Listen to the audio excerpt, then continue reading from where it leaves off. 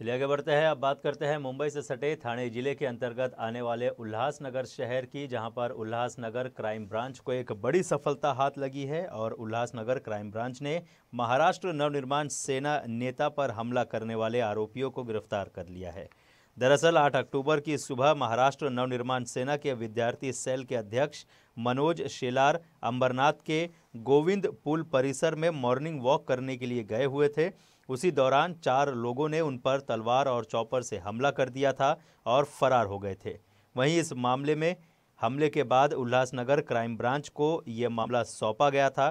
Crime branch ने इस मामले की छानबीन शुरू की और आरोपियों का पता लगाते ही क्राइम ब्रांच ने आरोपियों को गिरफ्तार कर लिया और उनसे आगे की पूछताछ की जा रही है। बताया जा रहा है कि मनोज शेलार ने शिक्षक मंडल में हो रहे भ्रष्टाचार का पर्दाफाश किया था, जिसको लेकर कयास लगाए जा रहे हैं कि हमले के पीछे ये वजह हो सकती है।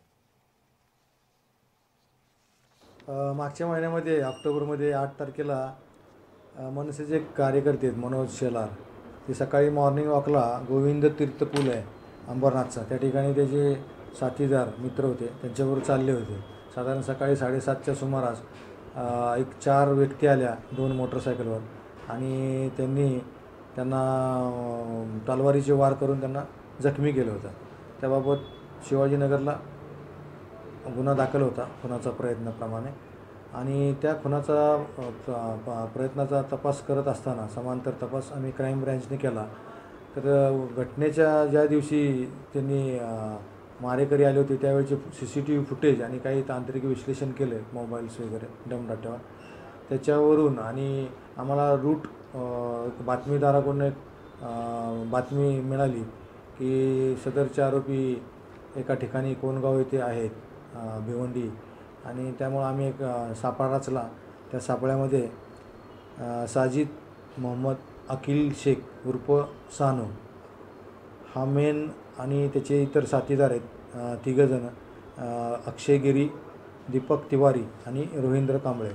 या सर्वांनी मिळून घटनेच्या दिवशी फिर्यादीला रस्त्यामध्ये अडवून तलवारीचे वार केल्याचे त्यांनी कबूल केले।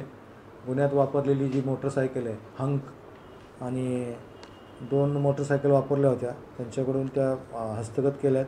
गुन्ह्यात वापरलेली तलवार हस्तगत केलेली आहे। आता ह्या आरोपींबरोबर कोण कोण इतर आरोपी होते किंवा कोणाच्या सांगण्यावरनं यांनी हे सदरचे कृत्य केले याबाबत सध्या तपास चालू आहे। आरोपींची पोलीस कस्टडी रिमांड आहे आणि कसोशीने आम्ही तो प्रयत्न चालू आहे।